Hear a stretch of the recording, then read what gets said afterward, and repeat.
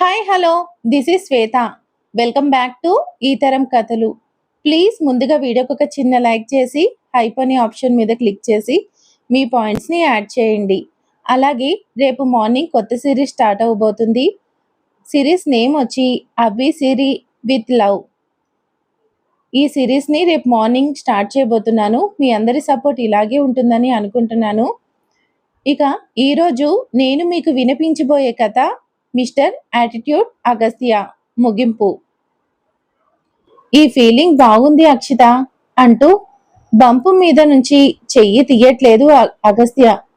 అరే బుజ్జి తల్లి, ఎలా ఉన్నావురా అని మాట్లాడుతున్నాడు అగస్త్య.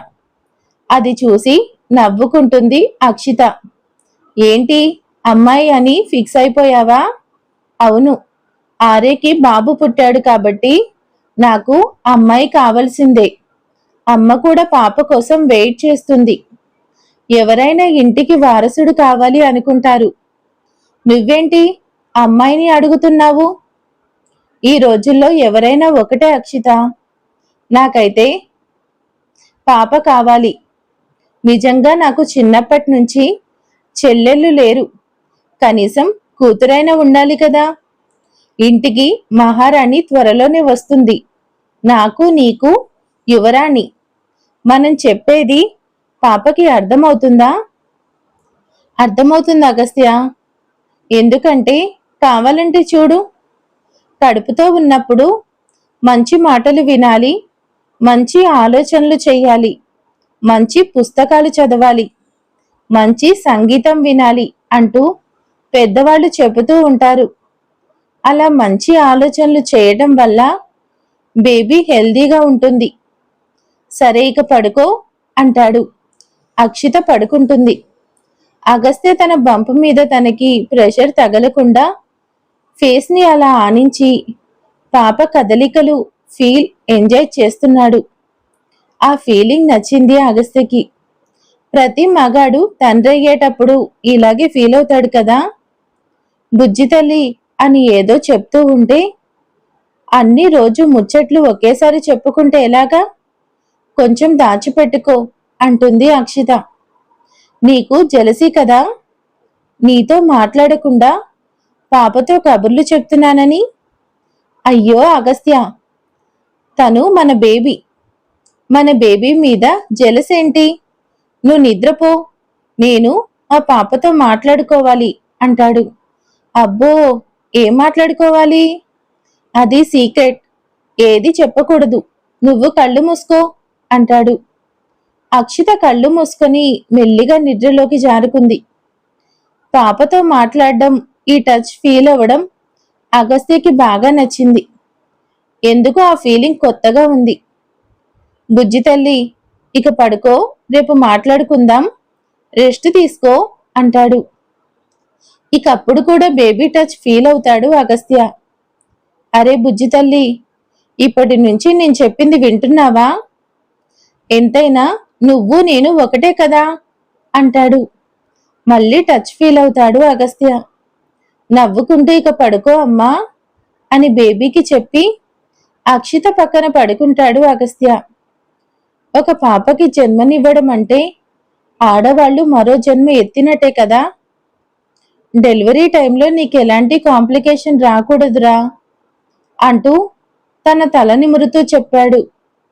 ఇక అగస్త్య కూడా ఆఫీస్కి వెళ్ళడం రావడం, ఆ తర్వాత బేబీతో కాసేపు కబుర్లు చెప్పుకోవడం, ఇలా చాలా ఎంజాయ్ చేస్తున్నాడు. అక్షితని హాస్పిటల్ కూడా పంపించట్లేదు కదా. ఇక ఇంట్లో అది తిను ఇది తిను అని ఒకటే గొడవ. నీకేం కావాలో చెప్పు అని ఇరిటేట్ చేస్తుంటాడు. నాకు నీ ప్రేమ కావాలి, అది ఎప్పుడూ ఇలాగే ఉండాలి, ఇక అంతకన్నా ఏమీ వద్దు అంటుంది. చాలా హ్యాపీగా ఉన్నారు అందరూ. ఈలోగా ఆర్తికి కూడా డెలివరీ అయిపోయింది. తనకి కూడా బాబు పుట్టాడు. వాళ్ళిద్దరికీ బాబు కాబట్టి మాకు మాత్రం పాపే కావాలి అని రోజుకు 100 సార్లు చెప్తున్నాడు అగస్త్య. ఇక రోజులన్నీ వేగంగా గడిచిపోతున్నాయి. ఇక అక్షితకి 9వ నెలొచ్చింది. ఇక శ్రీమంతానికి భారీగా ఏర్పాట్లు చేస్తున్నాడు అగస్త్య. తను ఏదో స్పెషల్గా చేయాలి అనుకుంటున్నాడు కదా. అది కూడా ఒక ఐడియా వచ్చేసింది. ఇక ఆ పనిలో బిజీగా ఉన్నాడు. ఇక ఆ విషయం మాత్రం ఎవరికి చెప్పలేదు. అక్కడికి వెళ్ళిన తర్వాత ఆ సర్ప్రైజ్ చూసి వీళ్ళంతా షాక్ అవ్వాలి, అంతేకాని ముందే చెప్పకూడదు అనుకొని దానికి సంబంధించిన ఏర్పాట్లు చాలా ఘనంగా చేస్తున్నాడు. ప్రియ షాపింగ్కి వెళ్ళి అక్షిత శ్రీమంతానికి ఒక మంచి పట్టుచీర కొనుక్కొని వచ్చింది. దానికి బ్లౌజ్ స్టిచ్చింగ్ అన్నీ పూర్తి చేసి తన దగ్గరే ఉంచింది. ఇక వీళ్ళంతా ఎదురు చూస్తున్న రోజు రానే వచ్చింది. డెహుడ్రూన్ నుంచి వాళ్ళ ఫ్రెండ్స్ అందరూ వచ్చారు. ఫ్రెండ్స్ అందరితో కూర్చొని సరదాగా కబుర్లు చెప్తూ ఉంటుంది అక్షిత. చాలా రోజుల తర్వాత ఫ్రెండ్స్ని చూసి అక్షిత చాలా సంతోషపడింది. అందర్నీ ఆట పట్టిస్తూ ఎంజాయ్ చేస్తుంది. ఈలోగా తనని రెడీ చేయడానికి పార్లర్ వాళ్ళు వచ్చారు. అంతే, మీ అందరూ కూడా రెడీ అవ్వండి అని చెప్పి తనతో వెళ్ళి ప్రియ తన కోసం తెచ్చిన చీర తీసుకుని వెళ్తుంది. వాళ్ళు అక్షితకి ఆ చీర కట్టి మేకప్ వేసి అందంగా రెడీ చేస్తారు. అక్షితకి 9వ నెల వచ్చింది కదా, కాస్త ముద్దుగా బొద్దుగా తయారైంది. అసలు అందంగా ఉండే అక్షిత అలా ఉండేసరికి ఇంకా అందంగా కనిపిస్తుంది. చూసే కొద్దీ మళ్ళీ మళ్ళీ చూడాలనిపిస్తుంది తనని. అక్షితని రెడీ చేసి బయటకు తీసుకురాగానే ఆరెంజ్ కలర్ కంచిపట్టు చీరకి గ్రీన్ కలర్ బ్లౌజ్ వర్క్ చేసి అందంగా ఉంది. మెడలో డైమండ్ నెక్లెస్ సెట్గా వేసి గాజులు కూడా మ్యాచింగ్ ఉండేలా వేస్తారు. చెవులకి కూడా పెద్ద పెద్ద ఇయర్ రింగ్స్ పెట్టారు. వడ్డానం కూడా అడిగి పెట్టించుకుంది అక్షిత. కానీ తన బేబీ బంప్ మీద అది పెట్టడం వల్ల అసలు కంఫర్ట్గా లేదు అని తీసేసింది. అగస్త్య తన పక్కకొచ్చి ముద్దుగా బొద్దుగా భలే ఉన్నవి చీరలో అంటాడు. అందంగా సిగ్గుపడింది అక్షిత. ఇక దేవుడికి దండం పెట్టుకొని అందరూ ఫంక్షన్ హాల్కి బయలుదేరారు. అమ్మా మరదలి పిల్ల, మీ ఆయన నీకేదో స్పెషల్ గిఫ్ట్ ఇవ్వబోతున్నాడు, రెడీగా ఉండు అంటాడు ఆర్య. అబ్బా, వీడు ఒక్క క్షణం కూడా నోరు మూసుకొని ఉండడు కదా అనుకుంటాడు అగస్త్య. అవునా అగస్త్య, ఏంటిది అని అడుగుతుంది అక్షిత. తొందర ఎందుకు, 10 నిమిషాల్లో అక్కడికి వెళ్దాం కదా, అప్పుడు చూడొచ్చులే అంటాడు. ఇక తను కూడా అడగదు, ఎందుకంటే 10 నిమిషాల్లో ఎలాగో చూడబోతున్నాను కదా అనుకుంటుంది. ఇక శాంతి గారి ఆనందానికి అయితే హద్దే లేదు. నా కూతురికి శ్రీమంతం జరుగుతుంది, పైగా ఎంతో ఘనంగా జరగబోతుంది అని ఫంక్షన్ హాల్కి వచ్చి ఆ ఏర్పాట్లన్నీ చూసి అనుకుంటుంది శాంతి. వీళ్ళంతా ముందే వచ్చేశారు. ఇక అగస్త్య వాళ్ళు వెనకే వస్తున్నారు. శాంతికి కళ్ళల్లో నీళ్లు వస్తున్నాయి. సంతోషంలో తనకి మాట కూడా రావట్లేదు. ఇక వీళ్ళు ఫంక్షన్ హాల్ దగ్గరికి వచ్చేశారు. అందరూ కారు దిగి అక్షితకి మాత్రం లోపల కూర్చోమన్నారు. ఇక కారు డోర్ మెల్లిగా ఓపెన్ చేసేసరికి కింద తను నడవడానికి పూలబాట పరుచుకొని ఉంది. అగస్త్య మాత్రం పెద్దగా హడావిడి విపరీతమైన సౌండ్స్ లేకుండా నార్మల్గా అరేంజ్మెంట్స్ చేశాడు. ఎందుకంటే లోపల బేబీకి ఇబ్బంది కలగకూడదని. అక్షిత కారు దిగి పూల మీద కాలు పెట్టగానే అగస్త్యని కూడా అక్కడికి లాగి ఇద్దరూ కలిసి నడుస్తున్నారు. ఇది శ్రీమంతం లాగా లేదు, మీ రిసెప్షన్ లాగా ఉంది అంటాడు ఆర్య. ఆ మాటకి ఇద్దరూ నవ్వుకుంటారు. ఇక కొంచెం దూరం వెళ్ళగానే అక్కడ నుంచి ఒక హంస వాహనాన్ని సిద్ధం చేశారు. జాగ్రత్తగా అందులోకి ఎక్కిస్తాడు అగస్త్య. తను కూడా పక్కనే కూర్చున్నాడు. అక్షిత అయితే చాలా హ్యాపీగా ఫీల్ అవుతూ అగస్త్య చెయ్యి పట్టుకొని థ్యాంక్స్ అంటుంది. ఇక అక్కడ నుంచి స్టేజీ దాకా వస్తుంది. జాగ్రత్తగా అక్షితని దించి స్టేజ్ మీదకి ఎక్కిస్తాడు. ఇక నా కోసం ఏదో స్పెషల్ సర్ప్రైజ్ అన్నావు, ఏది అని అడుగుతుంది. ఒకసారి అటు చూడు అని అటువైపు తల తిప్పి తిప్పి చూపిస్తాడు. అదేంటి అంటే అప్పుడప్పుడు శాంతి గారు అక్షిత చిన్నపిల్లగా ఉన్నప్పుడు కొన్ని ఫొటోస్ తీశారు కదా, అవి మరి పసిపాపగా ఉన్నప్పుడు, 1 సంవత్సరం ఉన్నప్పుడు, ఇంకొంచెం పెద్దయినప్పుడు, అలా ఒక్కొక్క ఫోటో వరుసగా ఉన్నాయి. శాంతి గారు పాపని ఎత్తుకున్నప్పుడు, తనని స్కూల్లో జాయిన్ చేసినప్పుడు, స్కూల్లో ప్రైజ్ తీసుకోవడం, ఫ్రెండ్స్తో ఆడుకోవడం, ఇక డాక్టర్గా జాయిన్ అవ్వడం, అలా మెడల్ తీసుకోవడం, వాళ్ళకి ట్రీట్మెంట్ ఇస్తున్నప్పుడు ఫోటోలు, ఇలా ఫంక్షన్ హాల్ మొత్తం ఆ ఫోటోలన్నీ డెకరేట్ చేసి ఉన్నాయి. ఈ ఫోటోలన్నీ డెహ్రాడూన్ నుంచి తెప్పించాడు. కొన్నేమో ఫ్రెండ్స్ దగ్గర ఉంటాయి కదా, ఓల్డ్ ఫొటోస్. అలా మొత్తానికి ఫోటోలన్నీ కష్టపడి సంపాదించాడు. తన చిన్నప్పటి ఫోటోలు, కాలేజ్ డేస్ ఫోటోలు చూసుకుంటూ ఉంటుంటే భలే సంతోషంగా ఉంది అక్షితకి. తనకి కేవలం ఈ ఐడియా మాత్రమే వచ్చింది. ఇక దీన్ని ఇలా అమలు చేశాడు. ఫ్రెండ్స్ అందరి దగ్గర నుంచి ఫోటోలు, వీడియోలు కలెక్ట్ చేశాడు. అవన్నీ ఎల్ఈడీలో డిస్ప్లే అవుతూ ఉన్నాయి. అగస్త్య చేతులు పట్టుకుని ముద్దాడుతూ థ్యాంక్ యూ అంటూ ఎమోషనల్ అయిపోయింది అక్షిత. అటు చూడు అంటాడు. 25 మంది చిన్నపిల్లలు, అందరూ ఒకే ఏజ్ పిల్లలు. అందరూ క్యూట్గా ఎంత బాగున్నారో. అసలు ఒకే సైజులో అలాంటి పిల్లల్ని ఎక్కడి నుంచి తీసుకొచ్చాడో తెలీదు, కానీ అందరూ ఎదురుగా నిలబడి తలా ఒక బొమ్మ పట్టుకొని కంగ్రాచ్యులేషన్స్ వుడ్ బి మదర్ అంటూ అందరూ తన చుట్టూ తిరుగుతూ క్లాప్స్ కొట్టి తనకు ఆ బొమ్మలన్నీ గిఫ్ట్గా ఇస్తున్నారు. అలా ఇస్తూ ఉంటే వాటిని తీసుకొని ఆ పిల్లల దగ్గరికి తీసుకొని ముద్దాడుతూ ఉంటుంది అక్షిత. చాలా హ్యాపీగా ఫీల్ అవుతుంది ఆ బొమ్మల్ని చూసుకొని, ఆ చిన్నపిల్లల విషెస్ చూసి. పసి మనసులు, కల్మషం లేని హృదయాలు, వాళ్ళలా విష్ చేస్తూ ఉంటే మనసంతా తేలికగా మారిపోయింది అక్షితకి. ఈ చిన్నపిల్లలందరికీ నా తరపు నుంచి ఏదైనా గిఫ్ట్ ఇవ్వు అంటుంది. అంతే, అప్పటికప్పుడు అందరికీ పెద్ద పెద్ద చాక్లెట్ బాక్సులు తెప్పించి ఇస్తాడు Agastya. Thank you aunty, thank you uncle, bye అని చెప్పి వెళ్తుంటే అందరూ భోజనం చేసి వెళ్ళాలి అని చెప్పింది అక్షిత. అక్కడ జనం చాలా మంది ఉన్నారు, మేము అక్కడికి వెళ్ళలేము, మాకు భయం అంటారు. అరెరే, సూపర్ కిడ్స్, మీకు భయమా? నేనున్నాను కదా, పదండి, మీ అందరికీ మంచి ఫుడ్ పెట్టిస్తాను అంటూ ఆర్య వచ్చి ఆ పిల్లలందరినీ తీసుకెళ్లి ఒక చోట కూర్చోబెట్టి వాళ్ళకి స్పెషల్గా మంచి మంచి ఐటమ్స్ పెట్టిస్తాడు. ఆ పిల్లలు స్వీట్స్, ఐస్ క్రీంలు హుషారుగా తింటూ ఉంటే అది చూసిన అక్షిత కడుపు నిండిపోయింది. ఇక ఫంక్షన్ స్టార్ట్ అయింది. అందరూ వచ్చి అక్షింతలు వేసి ఆశీర్వదిస్తున్నారు.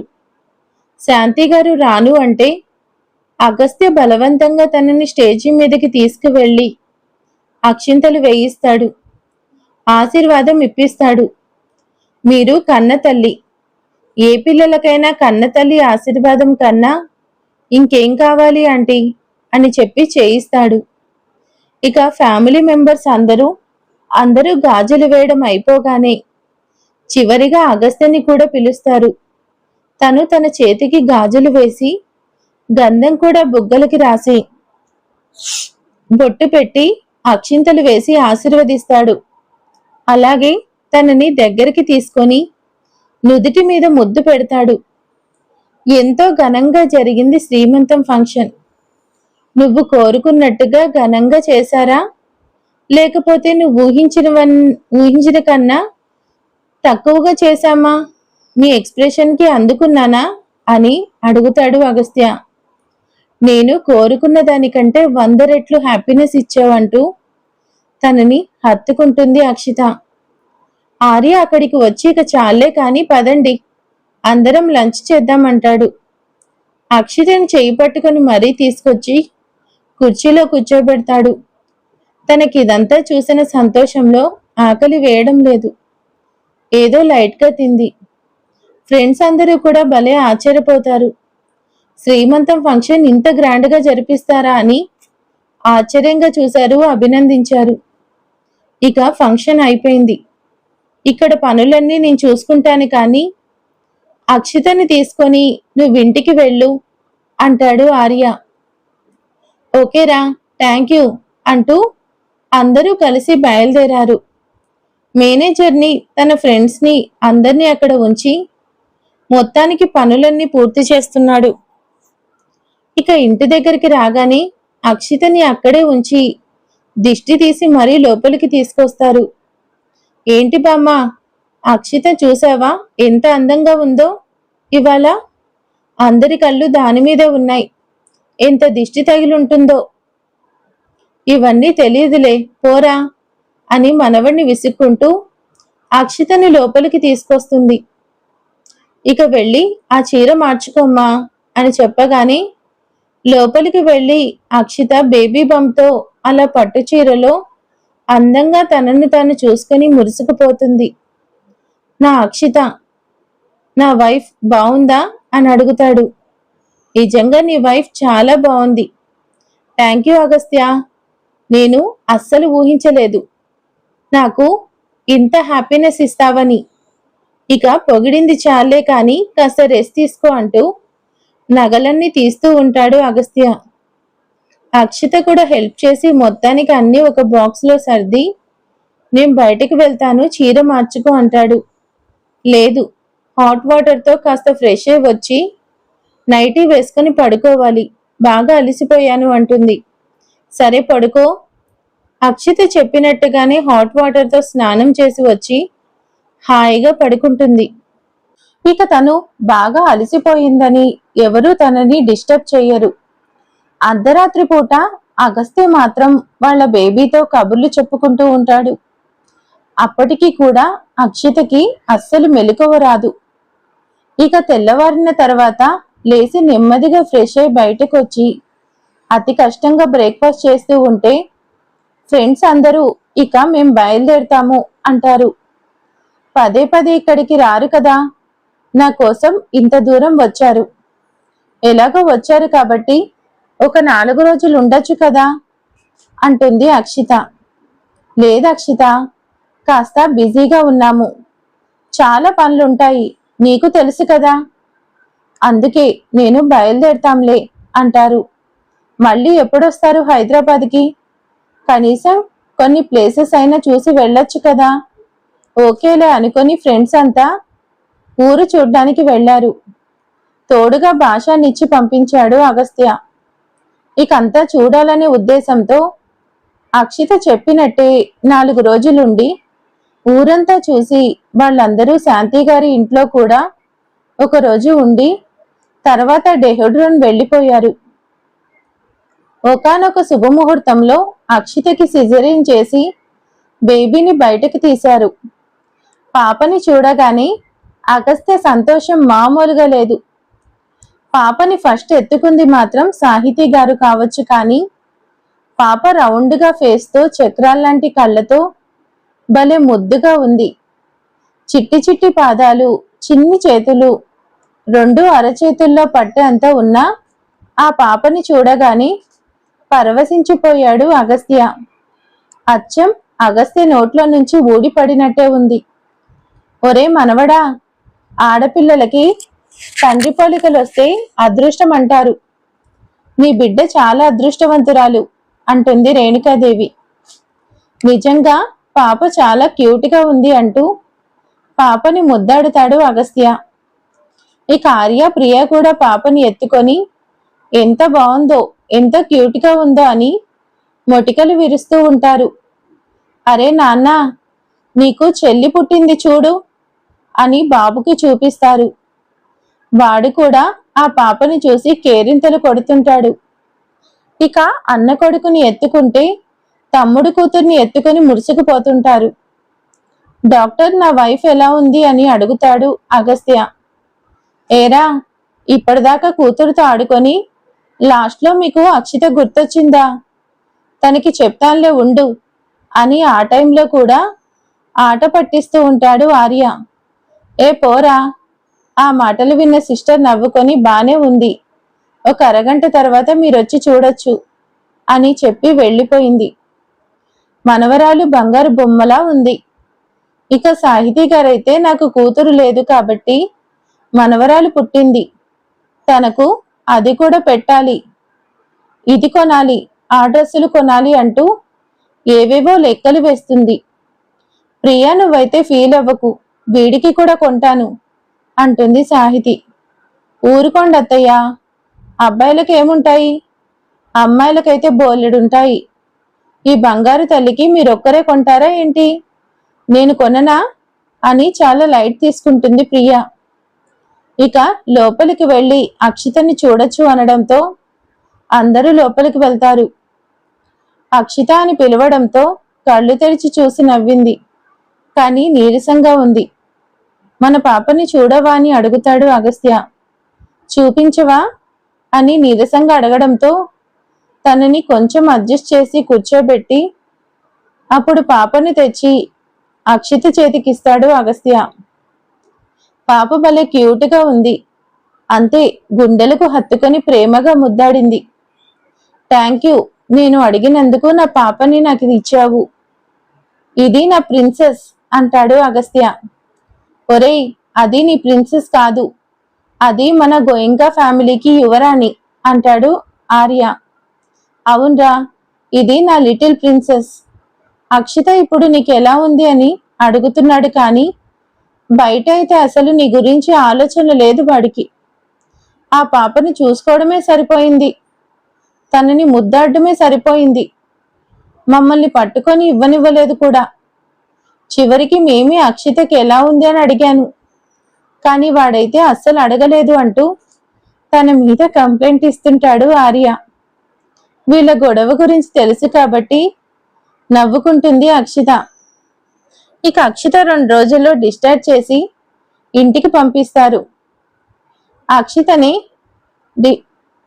డిశ్చార్జ్ చేసి ఇంటికి తీసుకొస్తుంటే తన ఫ్లాట్కి తీసుకువెళ్తాను అంటుంది శాంతి. చూడండి వదిన గారు, కావాలంటే మీరు కూడా వచ్చి అక్కడే ఉండండి, అంతేకాని మా మనవరాలు మాత్రం ఇప్పుడు ఎక్కడికి పంపించను. ఈ చిట్టి తల్లి మా ప్యాలెస్లో అడుగు పెట్టాల్సిందే అని శాంతి గారు నోరు ముయిస్తుంది సాహితి. అమ్మ వద్దులేమ్మా, అక్కడికే వెళ్తాను అనడంతో ఇక శాంతి కూడా ఏం మాట్లాడలేదు. అక్కడ కారు దిగగానే బేబీని ఎత్తుకొని అక్షిత అక్కడికి రాగానే ఇంత పెద్ద గుమ్మడికాయతో దిష్టి తీయించి మరీ లోపలికి తీసుకొస్తుంది. ఇక ఇంట్లో అందరూ ఎలా పడితే అలా ఉంటే నేను ఒప్పుకోను, పాపకి రోజు సాంబ్రాణి వెయ్యాలి, నిద్రపోతున్నప్పుడు పాపని డిస్టర్బ్ చేయకూడదు, ఎవరూ పెద్దగా మాట్లాడడానికి వీల్లేదు అంటూ మనవరాలి కోసం కొత్త కొత్త రూల్స్ పెట్టేసింది సాహితి. అత్తయ్య, మీ అబ్బాయి అనుకున్నాను, మీరు కూడా మరీ ఎక్కువగా చేస్తున్నారు అనుకుంటుంది అక్షిత. అమ్మ అక్షిత, నువ్వు వెళ్ళి రెస్ట్ తీసుకో, పాప ఏడిస్తే నేను తెచ్చేస్తానులే అని అక్షితని పంపింది. పాపని మాత్రం తన దగ్గరే ఉంచుకుంటుంది సాహితి. ఇక అన్నదమ్ములు ఇద్దరూ వచ్చి పాపని పట్టుకోబోతూ ఉంటే ఇద్దరి చేతుల మీద కొడుతుంది సాహితి. అబ్బా ఏంటమ్మా అలా కొడతావు అని ఇద్దరు ఒకేసారి అంటారు. ఇంట్లో అందరికీ చెప్తున్నాను, ఇంట్లో చిన్నపిల్లలు ఉన్నారు కాబట్టి మీ అందరూ రోడ్డు మీద అడ్డమైన తిరుగుళ్ళు తిరిగి ఇంటికి వచ్చి పాపని బాబుని పట్టుకోవడానికి వీల్లేదు. బయట ట్యాబ్ దగ్గరే కాళ్ళు చేతులు కడుక్కొని లోపలికి వచ్చి మీరు వేసుకున్న బట్టలు మార్చుకున్న తర్వాతే బేబీని బాబుని ఎత్తుకోవాలి, అర్థమైందా అని ఇంట్లో అందరికీ చెప్పేసరికి అలాగే అని తల ఆడించాక తప్పలేదు పెద్దవాళ్ళకి. ఇక అన్నదమ్ములిద్దరూ బుద్ధిగా ఫ్రెష్ అయ్యి డ్రెస్సులు మార్చుకొని వచ్చి పాపని చేతిలోకి తీసుకుంటారు. అమ్మ నిజంగా భలే క్యూట్గా ఉంది కదా అంటాడు అగస్త్య. అంతే, అగస్త్య డిప్ప పగల కొడుతుంది సాహితి. నువ్వేంటమ్మా, చిన్నప్పుడు కూడా నన్ను కొట్టలేదు, ఇప్పుడేంటి నాకు బేబీ పుట్టిన తర్వాత కొడతావు? పాప బాగుంది అనకూడదు, అలా అంటే దిష్టి తగులుతుందిరా. సరే ఇక అనన్లే. అత్తయ్య, నేను ఆర్య బయటికి వెళ్తున్నాము, బాబుని అటు ఇటు తిప్పడం మంచిది కాదు, బాబుని నేను చూసుకుంటాను, మీ ఇద్దరు వెళ్ళి రండి అంటుంది అత్తయ్య. బాబు నిద్రపోతున్నాడు, ఇదిగో ఈ బుజ్జి తల్లికి కావలసిన డ్రెస్సులు, బొమ్మలు, మిగిలిన వస్తువులన్నీ కొనుక్కొని వస్తాం అంటుంది ప్రియ. వెరీ గుడ్, అలా ఉండాలి.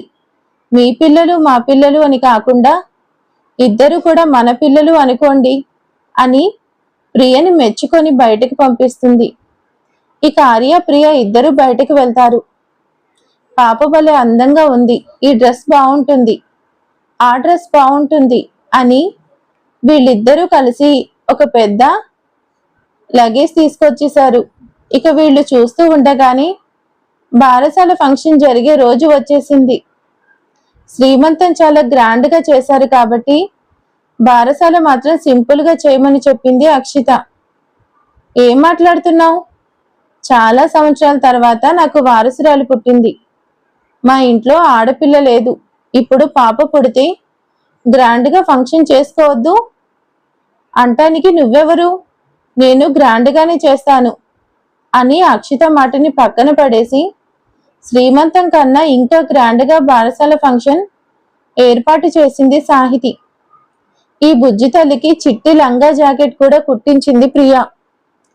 తను సిజరిన్ చేయించుకుంది కదా, పాపని ప్రతిక్షణం చూసుకోలేదని తన దగ్గరే పాపను ఉంచుకుంటుంది ప్రియ. ఈ తోటికోడలు ఇద్దరూ కలిసి పాపని బుట్టబొమ్మలాగా రెడీ చేశారు. ఎంతసేపు పాపని మీ దగ్గరే ఉంచుకుంటారేంటి అని అన్నదమ్ములు ఇద్దరు వచ్చి పాపని లాక్కొని వెళ్లారు. ఇక వాళ్ళ అమ్మ దగ్గరికి వచ్చి, అమ్మ పాప చూడు, ఈ డ్రెస్లో ఎలా ఉందో అంటూ వాళ్ళ బామ్మకి, తాతయ్యకి, అమ్మా నాన్నకి చూయించుకొని మురిసుకుపోతున్నాడు అగస్త్య.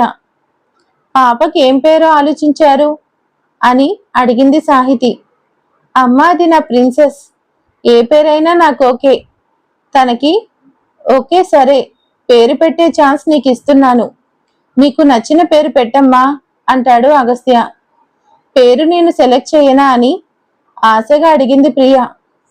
వదిన అడగడం ఏంటి, నీకు నచ్చిన పేరు చెప్పు, బాగుంది అంటే పెట్టేద్దాం. మీ బాబు మా పాప అనే తేడాలు మనకు లేదు, ఇద్దరు మన పిల్లలే అంటాడు అగస్త్య. ఎప్పుడు నవ్వుతే ఉండే ఈ బుజ్జి పాపకి హాసిని అని చెప్పింది ప్రియ. చాలా బాగుందక్క, అదే ఉంచుదాము అంటుంది అక్షిత కూడా. ఎందుకంటే తను ఎప్పుడు స్మైలీ ఫేస్ తో ఉంటుంది, అందుకని హాసిని అని పెట్టుకోవచ్చు.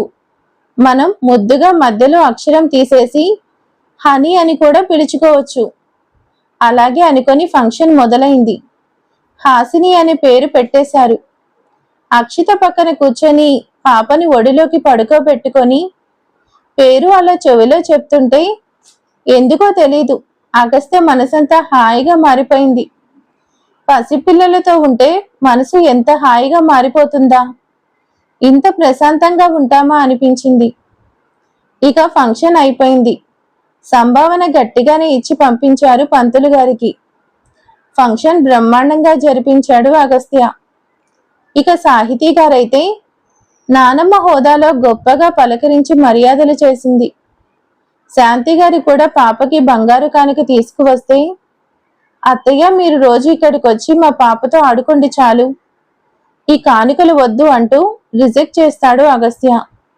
లేదు బాబు, నేను నా మనవరాలికి ఇవ్వాల్సిందే అంటూ తను తెచ్చిన చైన్ మెడలో వేసింది శాంతి.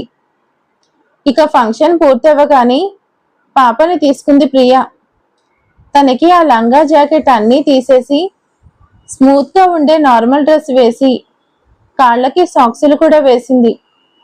ఇక ఫంక్షన్ అయిపోయింది. అందరూ వెళ్ళిపోయారు. ఇంట్లో వాళ్ళు వరకే ఉన్నారు. ఇలా ఆ పసిపిల్లతో ఇల్లంతా సందడిగా మారిపోయింది.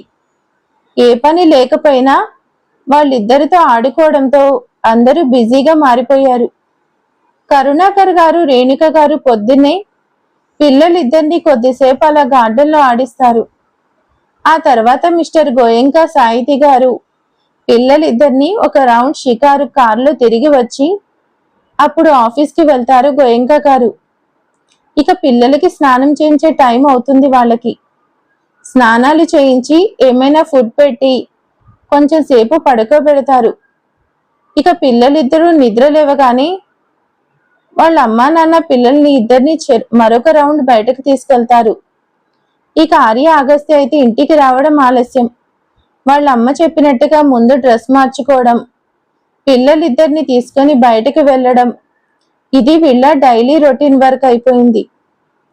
ఆఫీస్ వర్క్ అయినా మిస్ అవుతుందేమో కానీ వీళ్ళిద్దరితో ఆడుకోవడం, బయటకు తీసుకెళ్లడం మాత్రం మిస్ అవ్వట్లేదు. వీళ్ళందరూ ఇంత హ్యాపీగా ఉన్నాను, ఈ క్షణంలో 5 ఏళ్ళు ఎలా గడిచిపోయాయో కూడా అర్థం కావట్లేదు. ప్రియకి మళ్ళీ బాబు కూడా. అక్షిత మళ్ళీ ప్రెగ్నెంట్ గా ఉంది.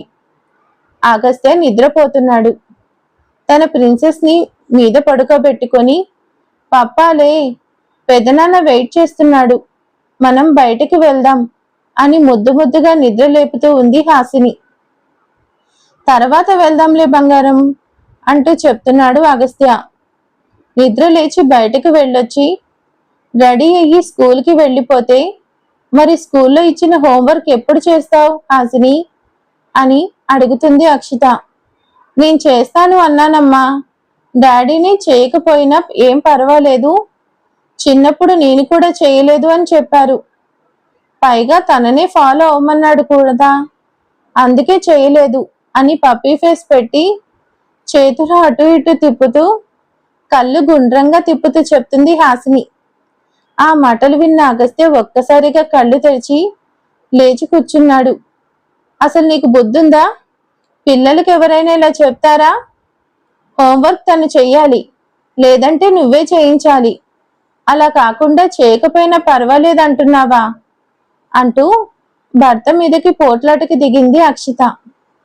పిల్లలకి ఇలాంటివి నేర్పిస్తున్నావా అంటూ గొడవ పడుతుంది అక్షిత. ఏంటి ప్రిన్సెస్ నన్ను ఇరికిస్తున్నావు అంటూ కూతురు వైపు దిగాలుగా మొహం పెట్టి చూస్తాడు అగస్త్య. నన్నైతే కొడుతుంది, నిన్నైతే ఏమీ అనదు కదా, అందుకే చెప్పేశానని తను కూడా కళ్ళతోనే చెప్పేసింది. ఏంటి ఇంకా ఈ ప్రిన్సెస్ బయటికి రాలేదు అనుకుంటూ ఆర్య లోపలికి వస్తాడు. అప్పటికే వాళ్ళిద్దరికీ క్లాస్ పీకుతూ ఉంది అక్షిత. అమ్మా, డాడీనే కాదు పెదనాన్న కూడా వర్క్ చేయకపోయినా పర్వాలేదు అని సపోర్ట్ చేశాడు అంటూ ఆర్యని కూడా ఇరికించేసింది హాసిని. వామ్మో, నన్ను ఇరికించడంలో మీ నాన్న నీకు బాగా ట్రైనింగ్ ఇచ్చాడే అంటూ ముద్దాడి చెప్తాడు ఆర్య.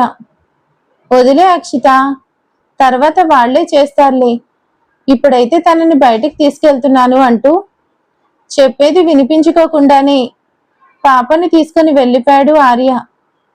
మనకి ప్రైవసీ వచ్చింది అంటూ వచ్చి తనని హగ్ చేసుకుంటాడు అగస్త్య. సీరియస్ గా అగస్త్య వైపు చూసింది అక్షిత. అంతే, తనని వదిలేసి సైలెంట్ గా వాష్రూమ్ లోకి దూరాడు అగస్త్య. హనీ వచ్చిన దగ్గర నుంచి మరి ఈయన కూడా చిన్న పిల్లోడైపోతున్నాడు అని విసుక్కుంటూ అగస్త్య బట్టలు తీసి పెడుతూ ఉంటుంది అక్షిత. అగస్త్య ఫ్రెష్ అయి బయటకు వచ్చేసరికి అక్షిత ఫోన్లో ఏదో చూసుకుంటూ ఉంటుంది. అంతే, తన పక్కన కూర్చొని తన భుజం చుట్టూ చెయ్యి వేసి ఏంటో అంత సీరియస్ గా ఉన్నావు అని అడుగుతున్నాడు. ఎందుకో మీకు తెలీదా? నాకేం తెలుసు, అమాయకుణ్ణి పట్టుకొని ఇంకా సాధిస్తున్నావు. అగస్త్య ప్లీజ్, హనీని మరీ ఇంత గారాబం చేయడం కరెక్ట్ కాదు. ఇప్పుడు ఏమైంది? దాని వయసు ఎంత? ఒకవేళ కొన్ని రోజుల తర్వాత అయినా హనీ మాట వినట్లేదంటే ఎలా తనకి బుద్ధిగా చెప్పి లైన్లో పెట్టుకోవాలో నాకు తెలుసు కాబట్టి నువ్వు హనీ గురించి టెన్షన్ పడకు. ఇంత అతిగా గారాబం చేయడం అవసరమా? ఇంట్లో అందరూ అలాగే చేస్తున్నారు, ఇందులో గారాబం ఏముంది? ఎన్ని సంవత్సరాల తర్వాత ఆడపిల్ల పుడితే ఆ మాత్రం ప్రేమగా చూసుకోరా? మా దగ్గర ఎన్ని వేషాలు వేసినా, ఎంత సాగించుకున్నా ఏ రోజైనా స్కూల్ దగ్గర నుంచి ఒక కంప్లైంట్ వచ్చిందా అని అడుగుతాడు అగస్త్య. రాలేదు అని తల ఊపుతుంది. దట్ ఈస్ మై ప్రిన్సెస్, ఎంత అల్లరి చేసినా అన్నిట్లో పర్ఫెక్ట్, అన్నిట్లో ఫస్ట్ కాబట్టి స్కూల్ నుంచి కంప్లైంట్స్ రాలేదు అంటుంది. అంటాడు అగస్త్య. అంత సీన్ లేదు బాబు, కంప్లైంట్ కూడా ఇవ్వకుండా కొడుతుంది నీ కూతురు. ఒకవేళ కంప్లైంట్ ఇస్తే పేరెంట్స్ని పిలిచి మీటింగ్ అయిపోయిన తర్వాత మళ్ళీ సెకండ్ రౌండ్ కోటింగ్ ఇస్తుందంట. అందుకని దీని దెబ్బకి దడుచుకొని వాళ్ళు కంప్లైంట్ ఇవ్వడం మానేశారు. నిజమా అన్నట్టు చూస్తాడు అగస్త్య. వాళ్ళ క్లాస్ టీచర్ నిన్న వాళ్ళ పాపని తీసుకొని ట్రీట్మెంట్ కోసం మన హాస్పిటల్కి వచ్చింది. కూతురు భాగవతం మొత్తం అక్కడ చెప్పింది అని ఎగతాళిగా అంటుంది అక్షిత. వదిలే అక్షిత, చిన్నపిల్లలే, కొన్ని రోజులు పోతే తనే తెలుసుకుంటుంది. నీ ఇష్టం అగస్త్య, తను తెలుసుకోవడం కాదు కదా, ఇంకా ఎక్కువ చేస్తుంది. అది అర్థం చేసుకో అని కాస్త సీరియస్గానే అని అంటుంది అక్షిత. వామ్మో, నా ప్రిన్సెస్ ఇలా తయారైందా? అక్షిత భయంలో కూడా అర్థం ఉందిలే అనుకుంటాడు అగస్త్య.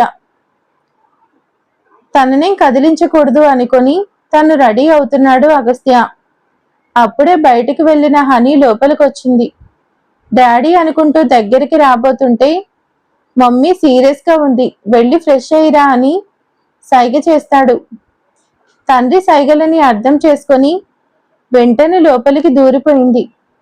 చూసావా, మమ్మీ పెదనాన్నతో బయటికి వెళ్ళి వచ్చినా కానీ టైం వేస్ట్ చేయకుండా ఫాస్ట్గా రెడీగా అయిపోయాను అని కళ్ళు గుండ్రంగా తిప్పుతూ గొప్పగా చెప్పింది హాసిని.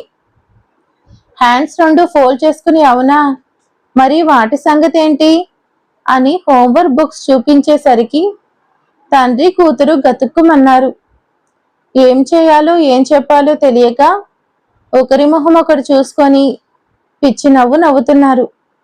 ఇక అక్షిత కూడా బయటికి వెళ్ళి ప్లేట్లో టిఫిన్ పెట్టుకొని తింటూ ఉంటుంది. హనీ, నువ్వు ఫాస్ట్గా కానివ్వు అంటూ కూతుర్ని రెడీ చేసి బుక్స్ తన చేతికిచ్చి నువ్వు హోంవర్క్ చేస్తూ ఉండు అంటూ ఫాస్ట్గా బయటకు వచ్చి బ్రేక్ఫాస్ట్ ప్లేట్లో పెట్టుకొని రూమ్లోకి వచ్చి కూతురికి తినిపిస్తూ ఉన్నాడు. తనేమో హోంవర్క్ చేస్తూ ఉంది. రోజు అలవాటైపోయింది వీళ్ళిద్దరికీ అనుకుంటూ ఉంటుంది అక్షిత. అక్షిత లోపలికి వచ్చేసరికి ప్రేమగా కూతురికి గోరుముద్దలు తినిపిస్తున్నాడు అగస్త్య. హనీ మాత్రం చాలా బుద్ధిగా హోంవర్క్ చేస్తుంది. తను కూడా వచ్చి వాళ్ళ పక్కన కూర్చుంటుంది.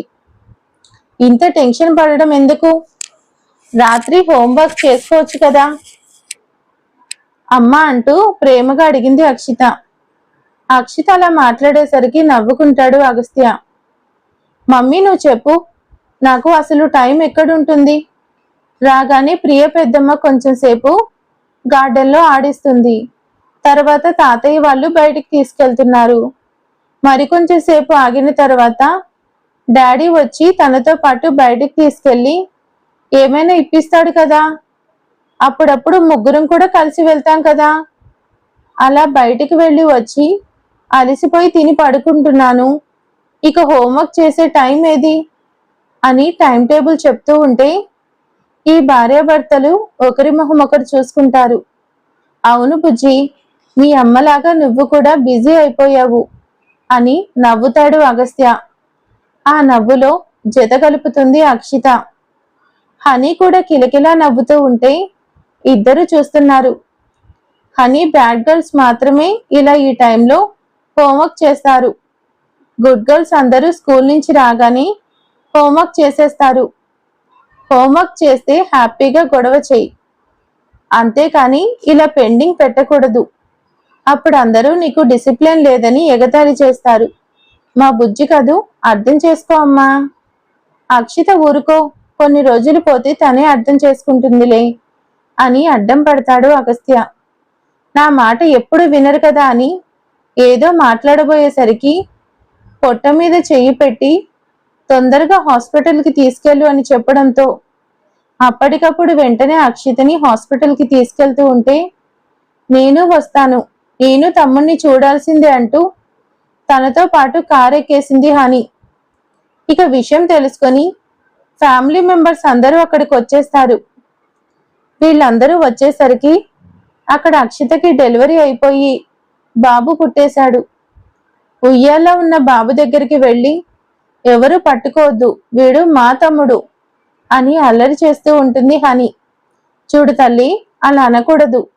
అందరూ నిన్ను ఎలా ఎత్తుకొని ఆడించారు, బాబుని కూడా అలాగే ఎత్తుకొని ఆడించాలి, అలా చెప్పచ్చా అని అగస్త్య చెప్పడంతో, సరే అందరూ వచ్చి మా తమ్ముడిని ఎత్తుకోండి అని పిలిచింది. వారు అక్షిత చేతిలో బాబుని ఉంది. తను మాత్రం పాపని ఎత్తుకొని, అమ్మా మా ఫ్యామిలీ ఫోటో భాగంగా అని అడుగుతాడు అగస్త్య. నాకు 2 బంగారాలన్నీ మొటికలు విరుస్తుంది. ఇక ఒకానొక శుభముహూర్తంలో బాబుకి హన్సిత్ అని పేరు పెడతారు. హన్విల్ అక్క తమ్ముడు ఇద్దరు అల్లర్లతో మాత్రం పోటీ పడాల్సిందే. ఆద్య వాళ్ళ ఎవరిద్దరు పిల్లలు నలుగురు కలిసి ఇల్లు పీకి పందిరి వేస్తుంటారు. వాళ్ళకి సపోర్ట్ చేసేది ఎవరంటే ఆర్య, అగస్త్య. అక్షిత, ప్రియ ఎంత మొత్తుకున్నా వాళ్ళ మాటలు పట్టించుకునే వాళ్లే లేరు. దానికి తోడు కరుణాకర్ గారు, రేణుక గారు కూడా బానే సపోర్ట్ చేసేటప్పటికి వీళ్ళిద్దరూ సైలెంట్ గా ఉండక తప్పట్లేదు. ఇక అక్షిత కొద్దిగా గ్యాప్ తీసుకుని మళ్ళీ హాస్పిటల్కి వెళ్ళడం మొదలు పెట్టింది. ప్రియకి ఇష్టమైతే ఆఫీస్కి వెళ్తుంది, లేదు అంటే నలుగురిని చూసుకుంటూ ఇంట్లోనే ఉండిపోతుంది. పిల్లలకి జలుబు చేసింది, చాక్లెట్స్, ఐస్ క్రీంలు పెట్టద్దు అంటే అందరూ స్ట్రిక్ట్ గానే ఉన్నారు. చివరికి సాహితీ గారు దొంగతనంగా పిల్లలకి ఐస్ క్రీం పెడుతూ ఉంటుంది. ఇప్పుడు కాకపోతే ఇంకెప్పుడు తింటారు అని అంటుంది. అత్తయ్య, మీరు కూడా ఇలా చేస్తే ఎలాగా అంటుంది అక్షిత. ఊరుకోవే, నీలాగా రూల్స్ పెట్టడం నాకు రాదు, నాకు ఇలాగే ఉండడం వచ్చు అని కోడలి మీద నోరు మూయిస్తుంది తప్ప తను మాత్రం మారట్లేదు. రోజు పిల్లల కోసం వచ్చి కొద్దిసేపు ఉండి వెళ్ళడం అలవాటు చేసుకున్నారు శాంతి గారు. ఆర్తి, దేవ్ కూడా 2 పిల్లలతో చాలా హ్యాపీగా ఉన్నారు. ఒకరోజు అక్షిత ఇంటికి వచ్చి రూమ్ డోర్ ఓపెన్ చేసేసరికి రూమ్ లాగా లేదు. బెడ్ మీద ఉండాల్సిన బెడ్షీట్ కింద పడేసింది. ఎక్కడెక్కడ ఉండాల్సిన వస్తువులన్నీ బెడ్ మీద ఉన్నాయి. రూమ్ లో అడుగు పెట్టడానికి కూడా ఖాళీ లేదు. అంతగా రూమ్ ని చిందరవందర చేసేశారు అక్క తమ్ముడు. ఇద్దరు కలిసి బాగా అలసిపోయి రావడానికి ఇక హాల్లోకి వచ్చి సోఫాలో పడుకొని నిద్రపోయింది అక్షిత. ఎందుకంటే వాళ్ళిద్దరిని ఏమీ అనడానికి వీల్లేదు. ఏమైనా అన్నా అందరూ తనని అరుస్తారు. ఇలా ఫ్యామిలీ మొత్తం చాలా సంతోషంగా గడుపుతూ జీవితాన్ని సాగిస్తున్నారు. పిల్లల్ని చూసి ఆర్య, అగస్త్య కూడా చిన్నవాళ్ళు అయిపోయారు. హని అగస్త్యకి, ఆర్యకి ముద్దుల కూతురైతే హన్విత్ మాత్రం అక్షిత గారాల పట్టి. వాడంటే పంచ ప్రాణాలు. ఇలా అమ్మ వైపు ఒకళ్ళు, నాన్న వైపు ఒకళ్ళు చేరి బాగానే ఇద్దరూ అల్లరి చేస్తున్నారు. చివరికి అక్షితని సైలెంట్ గా ఉండక తప్పట్లేదు. వీళ్ళ ఫ్యామిలీ ఎప్పుడు ఇలాగే సంతోషంగా ఉండాలని నేను కోరుకుంటున్నాను. అలాగే మీరు కూడా కోరుకోండి. We miss you Agastya and Akshita. చాలా కారణాలతో, ఎన్నో ఒడిదొడుకులతో ఈ స్టోరీ అయితే కంప్లీట్ అయిపోయింది. ఎందుకంటే అదంతా మీ గురించే నేను చాలా కష్టపడి స్టోరీ అయితే అప్లోడ్ చేశాను. సో ఈ స్టోరీ ఇక ఈ రోజుతో, ఈ ఎపిసోడ్తో ఎండ్ అయిపోయింది. మీ అందరికీ ఎలా ఉంది అనేది కామెంట్ చేయండి. అలాగే ఇక రేపు మార్నింగ్ అభి లవ్ సిరి కొత్త సిరీస్ స్టార్ట్ అవబోతుంది. ఆ సిరీస్ ని కూడా సపోర్ట్ చేస్తారని కోరుకుంటున్నాను. Thank you for watching.